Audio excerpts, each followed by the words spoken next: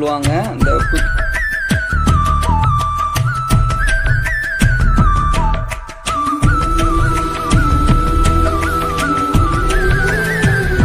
Welcome to our channel Iman's encyclopedia. இன்னைக்கு வந்து Saturday leave. So அந்த நாளை வந்து யூஸ்ஃபுல்லாக ஆக்க போகிறோம். என்ன செய்ய போகிறோம்னா நண்டு குழம்பு வைக்க போகிறோம். அதாவது A to Z scientific cooking பண்ண போகிறோம். என்னன்னு சொல்லி கேட்டோன்னா, இந்த நண்டை பிடிக்கிறதுலேருந்து, அதை க்ளீன் பண்ணுறதுலேருந்து, அதை குக் பண்ணுறதுலேருந்து எப்படி சயின்ஸ் வந்து அப்ளை ஆகுது அப்படின்னு சொல்லி பார்க்க போகிறோம்.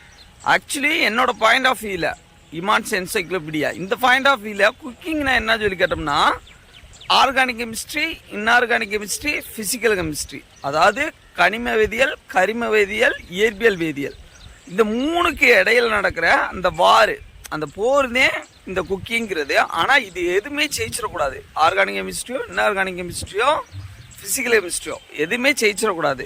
இது வந்து டையில் முடியணும். அப்போனா அந்த குழம்பு வந்து டேஸ்ட்டாக இருக்கும். இதை வந்து எப்படி செய்கிறது அப்படின்னு ஸ்டெப் பை ஸ்டெப்பாக, இன்ச் பை இன்ச்சாக உங்களுக்கு நான் வந்து எக்ஸ்பிளைன் பண்ணுறேன். பிடிக்கிறதுலேருந்து எதையுமே மிஸ் பண்ணாதீங்க, ஸ்கிப் பண்ணாமல் பாருங்கள். இப்போ நம்ம வயலில் தான் இருக்கோம். ஆக்சுவலி இதுலேயே 2 பீசிஸ் இருக்கும். எங்கள் ஊரில் வந்து 2 பீசிஸ் இருக்கும். இந்த வயல் நண்டு, ஆற்று நண்டு அப்படின்னு சொல்லிட்டு 2 பீசிஸ் இருக்கும். 2 இனம் வந்து இருக்கும். இதில் எது கிடச்சாலும் பிடிச்சிட்டு போவோம். ஆனால் ஸ்டெப்பு வந்து ஒன்று தான், ஒரே மெத்தட்டையும் ஃபாலோ பண்ண போகிறோம். இப்போ வந்து எப்படி பிடிக்கிறது அப்படிங்கிறதுலேருந்து ஸ்டார்ட் பண்ணுறேன், பார்ப்போம். இதே எங்கள் ஊர் வயல் கண்ணாருங்கிறது. இந்த கண்ணாருன்னு சொல்லுவதை வந்து, அதாவது ஸ்ட்ரீம் மாதிரி போய்கிட்டு இருக்கும், சின்ன ஓடை மாதிரி போய்கிட்டு இருக்கும். சுற்றி எங்கே பார்த்தாலும் வயலாகத்தே இருக்கும். அவ்வளோதெல்லாம் நட்டுட்டாங்க. அனந்தம்பட்டி, உத்தமபாளையம் எங்கள் ஏரியா. சூரிய ஒளி, சன்ரைஸு, இந்த நேச்சர் எல்லாமே நல்லாயிருக்கு, சூப்பராக இருக்கும். இப்போ வந்து நண்டு பிடிக்கிறது எப்படின்னு சொல்லி பார்த்தோம்னா, இந்த ஓரத்துலேயே நடந்து போகணும். வரப்புலேருந்து ஓரத்துலேயே நடந்து வரப்போ ஒரு ஹோல் இருக்கான்னு பார்க்கணும். ஹோல் இருக்க சைஸை வச்சு எவ்வளோ பெரிய நண்டு உள்ளே இருக்குன்னு சொல்லி நம்மளால் கணிக்க முடியும். இங்கே ஒரு ஹோல் இருக்குது, பார்த்தீங்கன்னா உங்களுக்கே தெரியும். இங்கே ஒரு ஹோல் இருக்குது. இதுக்குள்ளே வந்து ஒரு சின்ன நண்டு, வயல் நண்டு வந்து கொஞ்சம் சின்னதாகவே இருக்கும். அந்த நண்டு ஒரு 1 சென்டிமீட்ரு அந்த சைஸில் இதுக்குள்ளே நண்டு இருக்குன்னு கெஸ் பண்ணலாம். எல்லா ஓட்டையிலும் நண்டு இருக்குன்னு சொல்ல முடியாது. அந்த தடத்தை வச்சு கண்டுபிடிக்கணும். நண்டு வந்து அந்த காலை வச்சு தோண்டியிருக்கோம். இந்த பொந்தை வந்து அந்த ஓட்டையை வந்து தோண்டியிருக்கோம். அதை வச்சு நம்ம வந்து கண்டுபிடிக்கணும். இப்போ இதுக்குள்ளே நண்டு இருக்கான்னு பார்ப்போம்.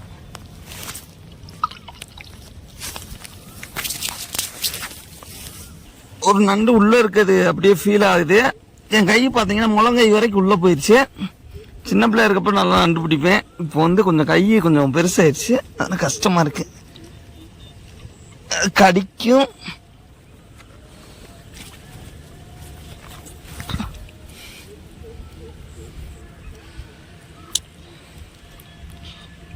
ஒரு நண்டை வந்து பிடிச்சாச்சு, பார்த்தீங்கன்னா தெரியும்.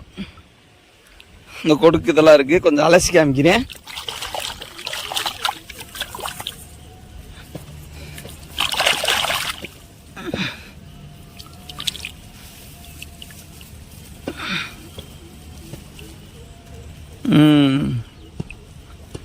ஒரு நண்டை வந்து பிடிச்சாச்சு, கடிக்க பார்க்குது. ஸோ இதை எடுத்து வச்சுக்கிறோம். இது மாதிரி இன்னும் கொஞ்சம் பிடிச்சோம்னா நல்லாயிருக்கும். ஆற்று நண்டோ வயல் நண்டோ பிடிச்சோம்னாலும் குக் பண்ணுறதுக்கு நல்லாயிருக்கும். இன்னும் கொஞ்சத்தை பிடிக்கிறேன். கொஞ்சம் டிஸ்டர்பன்ஸாக இருக்குது, செல்ஃப் வீடியோங்கிறதுனால, நானே இருக்கிறதுனால கொஞ்சம் கட் பண்ணிட்டு எடுத்து பிடிச்சிக்கிறேன் கொஞ்சத்தை. இந்த இதுதே நண்டு தோண்டி வச்சுருக்க தடம் பார்த்தோம்னா தெரியும் உங்களுக்கேவும். இதெல்லாம் நண்டு இந்த காலை வச்சு தோண்டினது. ஆனால் ஓட்டையோட சைஸை பார்த்தா சின்னதாக இருக்குது. ஸோ அதுக்குள்ளே வந்து சின்ன நண்டுதே இருக்கும். பார்த்தீங்கன்னா உங்களுக்கே தெரியும், சின்ன ஓட்டை. 1 சென்டிமீட்ரு கூட ஒரு டயமீட்ரு கூட 1 சென்டிமீட்ரு கூட இருக்காது டயமீட்டரோட வித்து. ஸோ அதில் சின்ன நண்டுதே இருக்கும். இது எப்படி பிடிக்கிறதுன்னு உங்களுக்கு காமிக்கிறேன். எவ்வளோ பெரிய நண்டு இருக்குன்னு பாருங்கள். அதுக்குள்ளே இப்போதையும் தோண்டி வச்சுருக்கு. லைவாக எடுத்து காமிக்கிறேன்.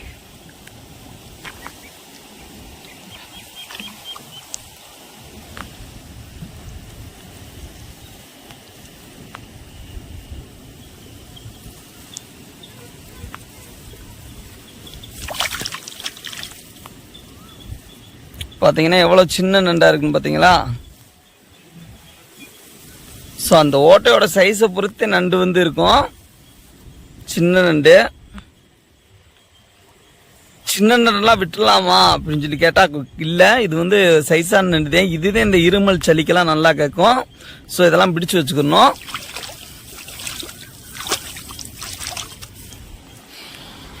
இப்போ வந்து இன்னொரு விஷயத்த உங்களுக்கு வந்து காமிக்க போகிறேன். அது என்னென்னா இந்த ஃப்ரெஷ் வாட்டர் ஸ்னேல்னு சொல்லுவாங்கள்ல, நன்னீர் நத்தைங்கிறது. இதுதே இது ஊமச்சின்னு சொல்லுவாங்க. நன்னீர் நத்தை, ஃப்ரெஷ் வாட்டர் ஸ்னேலு. இதையுமே இந்த நண்டு குழம்பு கூட போட்டு வச்சா டேஸ்ட்டாக இருக்கும். இதுவுமே இழப்ப இந்த சளியெல்லாம் இது பண்ணும். லங்ஸ் பாட்டுக்கு வந்து இது வந்து ரொம்ப நல்லது. மூளை இருக்கவங்க அதை நல்லா சாப்பிட்லாம். பைல்ஸ் ப்ராப்ளம் இருக்கவங்க இதை எடுத்து வச்சுக்குவோம்.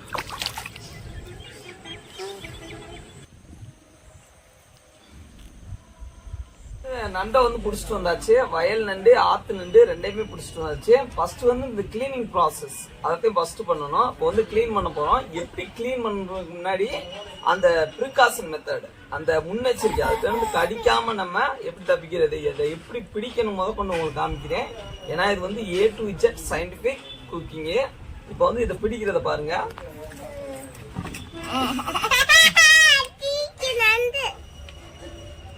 இதை வந்து நம்ம முன்னாடி ஊடி போனோம்னா அப்படியே கடிக்க வரும், பார்த்தாலே தெரியும். இப்போ வயல் நண்டு ரெண்டுமே நம்மள்ட்ட இருக்கு. முன்னாடி போனா அது வந்து நம்மளை வந்து கடிக்கும். ஸோ பின்னாடி இருந்து இதை நம்ம பிடிக்கணும்.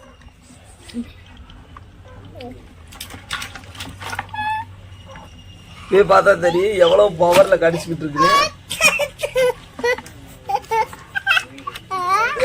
நான் லெஃப்ட் ஹேண்ட்ல வச்சிருக்கிறது வந்து வயல் நண்டு, இது வந்து ஆத்து நண்டு. இப்ப இதுக்குள்ள வித்தியாசம் என்னன்னு சொல்லி பார்த்தோம்னா, இந்த செக்ஸுவல் ரெகக்னைசன்ஸ், செக்ஸுவல் ஐடென்டிஃபிகேஷன்ஸ், எப்படி இதோட அந்த செக்ஸை கண்டுபிடிக்கிறது, அதாவது ஆனா பெண்ணானு எப்படி கண்டுபிடிக்கிறது அப்படின்னு சொல்லி பார்த்தோம்னா, இது வந்து ஆண் நண்டு. எப்படி கண்டுபிடிக்கிறது, இதோட ஸ்டொமக் ரீஜினை அப்சர்வ் பண்ணணும். இந்த அப்சர்வ் பண்றப்ப இந்த ரீஜின் வந்து கொஞ்சம் ஊசியா இருக்கும். இப்படி இருந்துச்சுன்னா இது வந்து ஆண் நண்டு. இப்படித்தான் ரெகக்னைஸ் பண்ணணும். தென் இந்த வயல் நண்டை பாருங்க. வயல் நண்டு கொஞ்சம் சின்னதா இருக்கா. இதோட வகுறு இத பார்த்தோம்னா, இந்த வகுத்து ரீஜின் பார்த்தோம்னா தெரியும், வட்டமா இருக்கும். ஏன்னா இது வந்து இந்த முட்டை இதெல்லாம், அந்த எக்ஸ் இதெல்லாம் வந்து கேரிங் பண்ணிட்டு இருக்காண்டி இந்த அடாப்டேஷன்ல இருக்கும். இது வந்து ஃபீமேல் கிராப், இது வந்து பெண் நண்டு வயல் நண்டு, இது வந்து ஆண் நண்டு. இப்ப கிளீன் பண்றப்ப உங்களுக்கு தெளிவா தெரியணும் அப்படிங்கறக்காண்டி இந்த பெரிய நண்டை கிளீன் பண்ணி காமிக்கிறேன். முன்னாடி வீடு பிடிச்சோம்னா கடிக்க போகும். ஸோ பின்னாடி வீடு இதை வந்து நம்ம பிடிக்கணும். இப்படி இந்த கொடுக்க வந்து அப்படியே மிங்கிள் பண்ணி விடணும். ஸ்ட்ரென்த் அதிகமா இருக்கு. இந்த கொடுக்க வந்து இப்படி மிங்கிள் பண்ணி விட்டுறணும். மிங்கிள் பண்ணி விட்டுட்டு இதோட ப்ரெஷர் பாயிண்ட், ஆக்சுவலி இந்த போஸ்ட்மார்ட்டம் பண்றப்ப பண்றாங்கல்ல, அந்த பாயிண்ட்ல இதை வந்து பிக்கணும். இங்க வந்து இது வந்து கனெக்ட் ஆயிருக்கும். ஸோ சிம்பிளா இப்படி பண்ணா போதும். அது வந்து உடஞ்சி வர்றதுக்கு இங்க வச்சு இப்படி ப்ரெஷர் பண்ணோம்னா ஈஸியா அது வந்து பிஞ்சு வந்துடும்.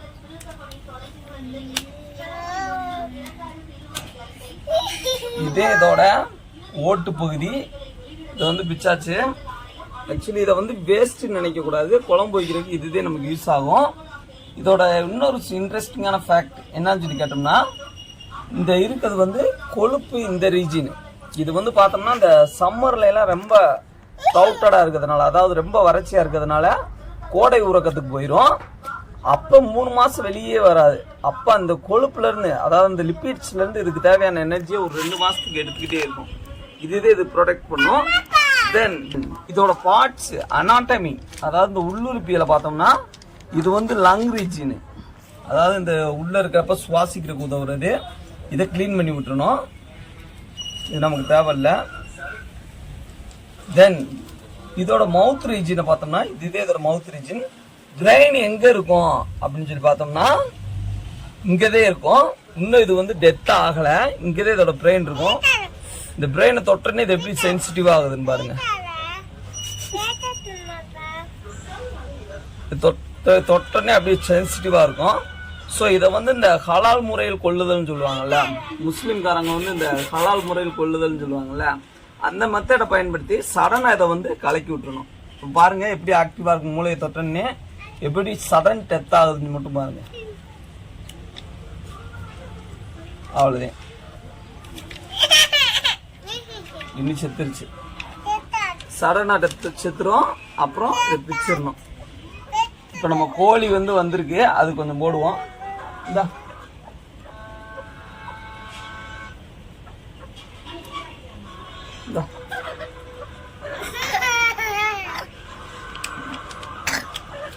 வகுறு நான் கூட சொன்னேன்ல, இது ஆண் நின்னுக்கிற கண்டுபிடிக்கிறதுக்கு ஊசியா இருக்கும் அப்படின்னு சொல்லிட்டு, இதே இது அந்த ஊசி பகுதி இதை வந்து அப்படியே பிச்சு விட்டுறணும். இது வந்து தேவையில்ல. தென் மவுத் ரீஜியனே எடுத்து விட்டுறணும், அந்த வாய் பகுதியை எடுத்து விட்டுறணும்.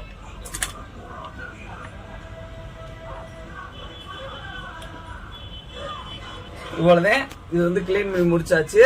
பிரெயின் டெத் ஆயிடுச்சு. நீ இது ஒன்றும் செய்யாது. இந்த பிடிச்சிக்க, 2 கையில இப்படி இப்படி இந்த புடி பிடிச்சிக்க.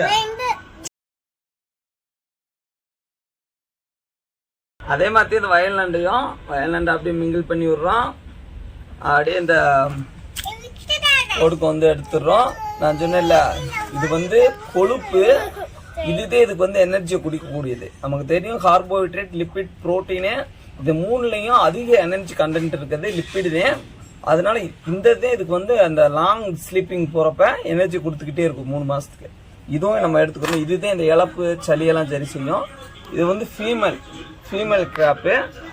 இந்த ரவுண்டா இருக்கிற அந்த செமி சர்க்கிளா இருக்கிற இந்த ஸ்டொமக் ரீஜனை பார்த்தா தெரியும்.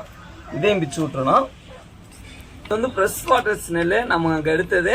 இதுவும் இது கூட சேர்ந்து இதே ஃபேமிலியில் வரக்கூடியது. ஸோ இதையும் நம்ம எடுத்துக்கணும். இதுக்கு ஓடு இதெல்லாம் இருக்கும்.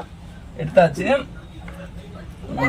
இந்த கிராப்ல இந்த ஃப்ரெஷ் வாட்டர் ஸ்மெல்ல பார்த்தோம்னா இந்த பாராசைட்ஸ், அதாவது இந்த ஒட்டுண்ணின்னு சொல்லுவோம்ல, அது வந்து இதுல இருக்கும். அதை கிளீன் பண்றதுக்கு இது மட்டும் கிடையாது, எந்த இறைச்சியா இருந்தாலும் கறியா இருந்தாலும் இந்த மஞ்சப்பொடியை கொஞ்சம் போட்டுக்கணும். ஏன்னா இதுல வந்து லெட் பிரசன்ட் ஆயிருக்கும். லெட்டுங்கிறது வந்து anti fungal, anti bacterial activity இருக்குது. அது வந்து இதெல்லாம் எதிர்க்கும். ஸோ இந்த மஞ்சப்பொடியை போட்டு கொஞ்சம் கிளீன் பண்ணணும். இப்போ வந்து நம்ம சயின்டிபிக்கா குக் பண்றோம். அதனால எந்த பொருள்ல இந்த வெஜிடபிள் கிங்டத்துல எந்த காம்பவுண்ட் வந்து பிரசன்ட் ஆயிருக்குன்னு சொல்லி கண்டுபிடிக்கணும். அதுக்கு ஏற்ற மாதிரி நம்ம குக் பண்ணணும். இப்போ வெங்காயத்தில் பார்த்தோம்னா அல்லிசிங்கிற அந்த அல்கலாய்டு வந்து பிரசன்ட் ஆயிருக்கும். இந்த தக்காளி இதை வந்து ஆக்சாலிக் ஆசிட் வந்து பிரசன்ட் ஆயிருக்கும். இதெல்லாம் வந்து நான் ஏற்கனவே சொன்ன மாதிரி ஆர்கானிக் காம்பவுண்டா இன்ஆர்கானிக் காம்பவுண்டா அப்படின்னு சொல்லி பார்த்துட்டு டெம்பரேச்சர் மெயின்டெனன்ஸ், அந்த வெப்பநிலையை வந்து கரெக்டாக மெயின்டைன் பண்ணிட்டோம்னா குழம்பு வந்து டேஸ்டா இருக்கும். இப்போ வந்து இதுக்கான பொருள் எல்லாம் எடுத்துக்கிடுவோம்.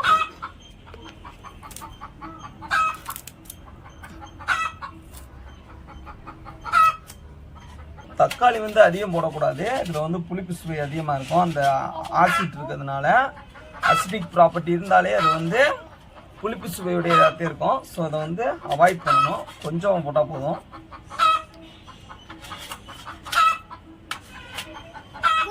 உரப்பு வந்து அதிகமாக போட்டுறக்கூடாது. ஏன்னா இது வந்து யூனிவர்சல் சால்வெண்ட், அதாவது வாட்டர்ல வந்து டிசால்வ் ஆகாது.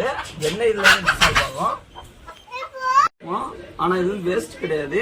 இதுக்கு நம்ம வந்து தட்டி அந்த கடைசியில் அந்த குழம்பு அந்த கொதிச்சு பாயிங் ஆகுறப்ப நல்லெண்ணெய் கூட சேர்ந்து ஊற்றணும். அப்புறம் இந்த இழப்பு செல்லியெல்லாம் கேட்கும். இதை அரைச்சி எடுத்து வச்சுக்குவோம்.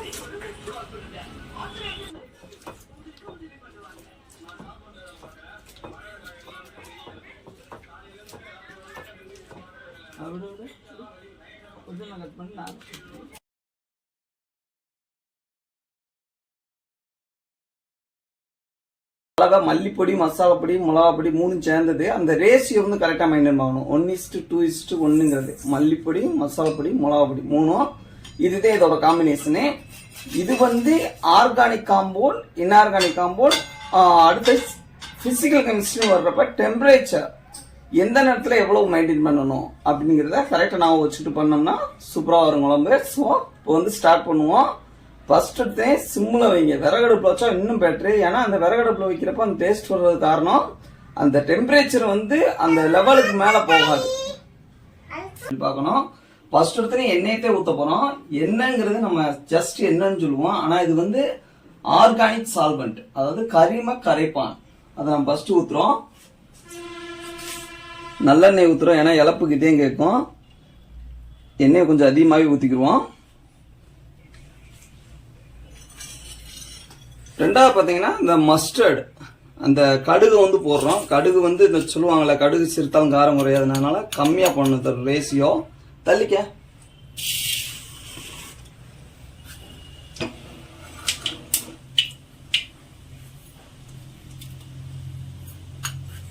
இப்ப பார்த்தோம்னா கிரீன் சில்லி, அதாவது இந்த பச்சை மிளகாங்கிறது, பச்சை மிளகா என்னதே நம்ம தண்ணியில கரைச்சாலும் அது வந்து கரையாது. ஆனா ஆர்கானிக் சால்வெண்ட், அதாவது இதுல வந்து எண்ணெயில வந்து ஈஸியா கரையும். சோ இதுக்கு நம்ம ஃபர்ஸ்ட் அப்ளை பண்ணுவோம்.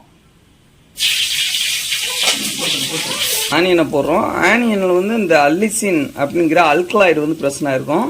அல்கலாய்டுங்கிறது ஆக்சுவலி என்னன்னு சொல்லி காட்டணும்னா, இந்த அல்கலி நேச்சர், அதாவது பேஸ் நேச்சர்ல இருக்கும். அதே இப்போ ரெண்டாவதாக போடுறோம். ஆசிட் பேஸ் அந்த ரியாக்ஷன் நடத்துகிறப்ப தெரியும். ஸோ இந்த அல்லிசினை வந்து நல்லா அந்த காம்பவுண்ட் ஆர்கானிக் சால்வெண்ட் இந்த எண்ணெயில் போட்டு நல்லா இது பண்ணுறோம். மற்றவங்க பார்க்குறப்ப இது வெறும் இந்த எண்ணெயில் ஆனியனை போடுற மாதிரி தெரியும். ஆனால் என்ன கெமிக்கல் ரியாக்ஷன் நடந்துக்கிட்டு இருக்கு அப்படிங்கிறது அஸ் அ கெமிஸ்ட்ரி டீச்சர் ஸ்டூடெண்ட்ஸாக நமக்கு முடிந்து எனக்கு ஆல்ரெடி இது ஒரு லேப் ப்ரிப்பரேஷன் மாதிரி தான், இது ஒரு ஃபுட் லேப் மாதிரி தான். ஸோ இதை வந்து நல்லா இந்த வதக்கி விடணும். இப்போ வந்து இந்த வெங்காயம் சீக்கிரமாக வதங்குறதுக்கு வந்து உப்பு வந்து போடுவோம். இந்த உப்புங்கிறது வந்து சோடியம் குளோரைடு NaCl. இதில் வந்து நம்ம இந்த உப்பை போடுறப்ப என்ன நடக்கும்னா, ஆக்சுவலி Na+ஆகவும் Cl- ஆகவும் அந்த அயான்ஸாக பிரிஞ்சிடும். அதுவே வந்து பார்த்தீங்கன்னா இந்த ஈஸியாக குக் ஆகுறதுக்கு ஈஸியாக இருக்கு. இந்த NaCl வந்து அந்த அயான்ஸா பிரியுதுன்னு இது ஈஸியாக வதங்க வைக்குது. இந்த ரியாக்ஷன் தான் இப்போ வந்து நடக்குது. ஸோ உப்பை கொஞ்சமாக சேர்க்கணும். இவங்க தான் நம்மளோட best chef, best little chef, கியூட்டான செஃப்பு. இப்போ வந்து இந்த கண்ணாடி பதத்துக்கு இந்த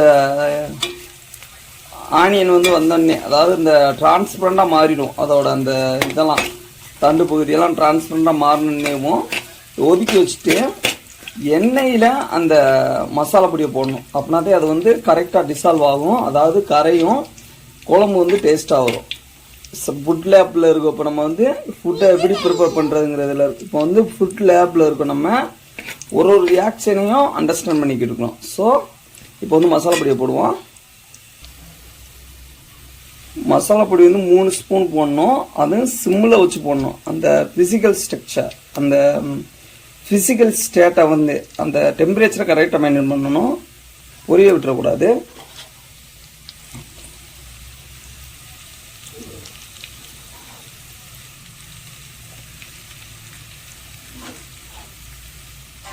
இதை வந்து லோ ஃப்ளேமில் வச்சு அப்படியேவும் இது பண்ணுவோம். ஏன்னா இது வந்து டெம்பரேச்சர் மெயின்டெனன்ஸ். நான் சொன்ன மாதிரி தான் இப்போ வந்து ஃபிசிக்கல் கெமிஸ்ட்ரியோட டாமினன்ஸ் அதிகமாக இருக்குது. இதுக்கு முன்னாடி ஆர்கானிக் கெமிஸ்ட்ரியோட டாமினன்ஸ் அதிகமாக இருந்துச்சு. எப்போ உப்பு போடுறோமோ அப்போ வந்து இன்ஆர்கானிக் கெமிஸ்ட்ரி, அதாவது NaCl சோடியம் குளோரைடு போடுறப்ப அந்த டாமினன்ஸ் அதோட ஆதிக்கம் வந்து அதிகமாக இருந்துச்சு. இப்போ வந்து இது ஒரு பதத்துக்கு வதக்கிடணும். ஸோ அந்த லெவலுக்கு கொண்டு வந்துடுவோம். லோ ஃப்ளேமில் டெம்பரேச்சர் மெயின்டைன் பண்ணணும், அதே முக்கியம்.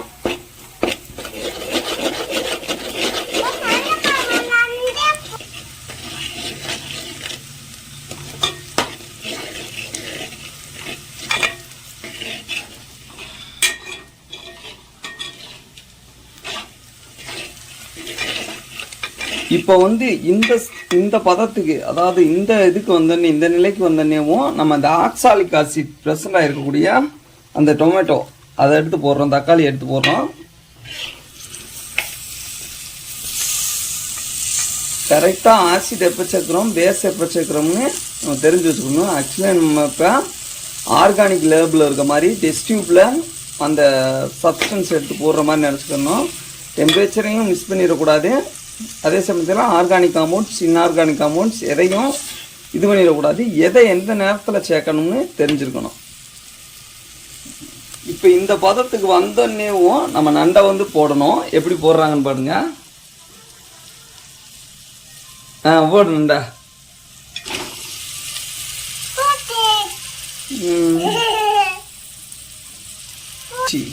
நம்ம இந்த ஃப்ரெஷ் வாட்டர் ஸ்மெல் எடுத்தோம்ல, அதை இது கூட போட்டு விட்டுருவோம். இப்போ வந்து நல்லா மசாலா பொடி இந்த மசாலா பொடி வந்து எல்லாத்துலேயும் வர்ற மாதிரி நல்லா கிளறி விட்டுக்குருவோம். இப்போ வந்து நண்டு வந்து நல்லா பொரிஞ்சு வந்துருச்சு. இப்போ வந்து சின்ன பிள்ளை சாப்பிட்றதுனால இதை இப்படியே நம்ம சாப்பிட்லாம், இந்த கிரேவி மாதிரி வச்சு. ஸோ இந்த பிள்ளைக்கு சளி பிடிச்சிருக்கு அப்படிங்கிறக்காண்டி நம்ம அந்த தேங்காய்ச்சலை கொஞ்சம் ஆட் பண்ணணும். ஏன்னா தேங்காய்ச்சலுங்கிறது என்னென்னு சொல்லி கேட்டோம்னா அது லிப்பிட்ஸும் ப்ரெசென்ட்டாக இருக்கும், ஆர்கானிக் இன்ஆர்கானிக் எல்லா காம்பவுண்டும் ப்ரெசென்ட்டாக இருக்கும். இதில் ஏதாவது கூட குறையாக இருந்தாலும், அதாவது ஆர்கானிக் சப்ஸ்டன்ஸ் இதாக இருந்தாலும், இன்ஆர்கானிக் சால்வெண்ட் அந்த சால்ட்டு இன்க்ரீஸ் ஆகிருந்தாலும் எல்லாத்தையும் ஒரு லெவலிங் பண்ணி விடுற ஒரு சப்ஸ்டன்ஸே இந்த தேங்காய்ச்சலுங்கிறது. அதை நம்ம ஆட் பண்ணுவோம். இப்போ வந்து தேங்காய்ச்சலில் போட்டு தேவையான அளவு ஆட் பண்ணியாச்சு. ஏன்னா தேங்காய்ச்சலில் போடுறப்ப எல்லாமே லெவலிங் ஆகும்.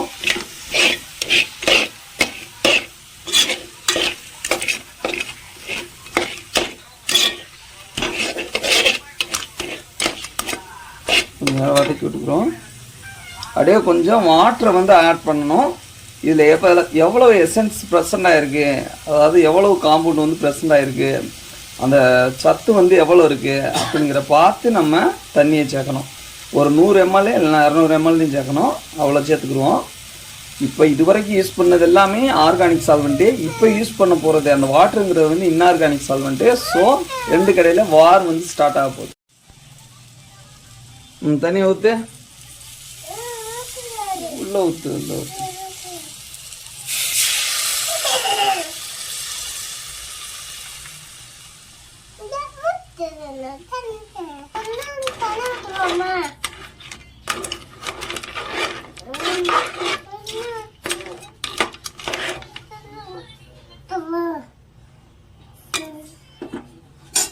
இப்போ வரைக்கும் டெம்பரேச்சரை வந்து லோ ஃப்ளேமில் வச்சுருப்போம். அதாவது எந்த ஒரு ஆர்கானிக் காம்பவுண்டும் ஈஸியாக வேப்பர் ஆகி போயிருக்கூடாதுங்கிறக்காண்டி இப்போ வந்து ஹை ஃப்ளேமில் வைக்கணும்.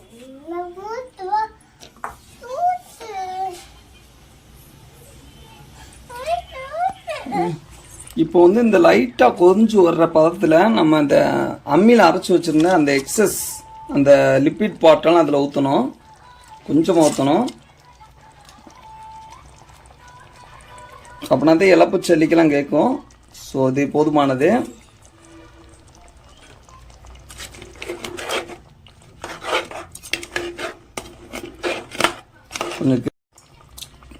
இப்போ வந்து நம்ம கடைசியாத்தையும் உப்பை வந்து ஆட் பண்ணணும்.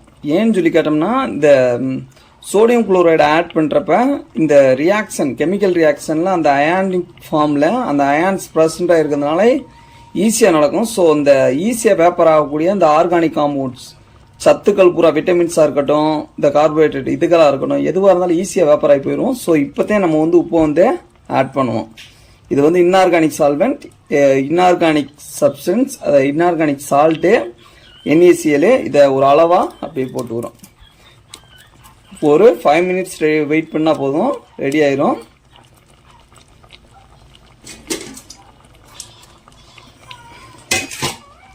எக்ஸ்ட்ரா எசன்ஸ் எதுவும் வெளியாகி போயிடாமல் அதை வந்து கொஞ்சம் லிட் பண்ணி வைக்கணும், மூடி வச்சுருவோம். இப்போ வந்து ஆல்மோஸ்ட் ரெடி ஆயிடுச்சு.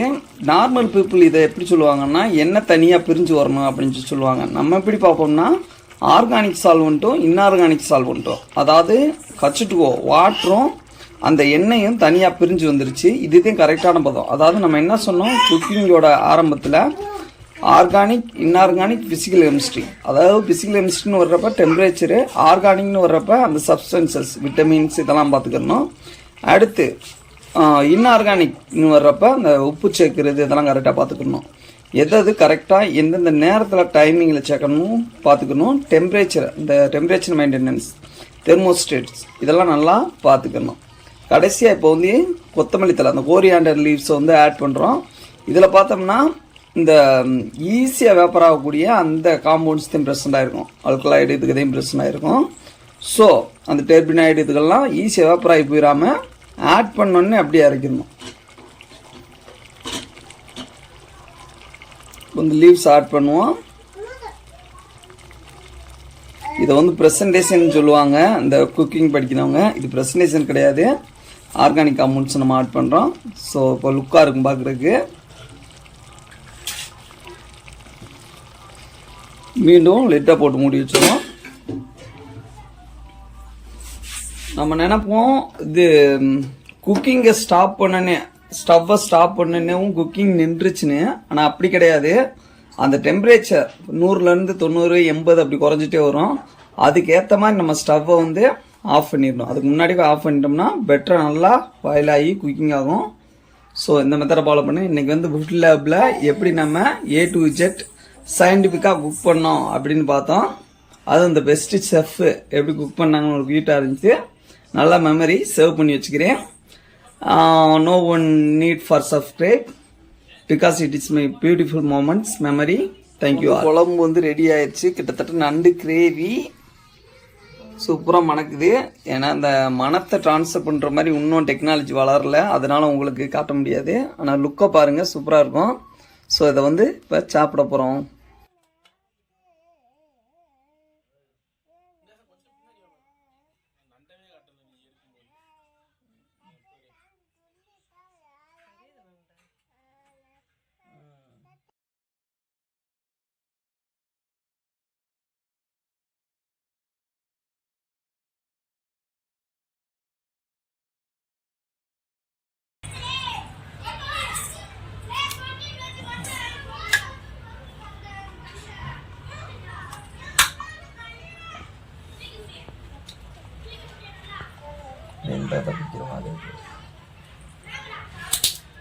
இந்த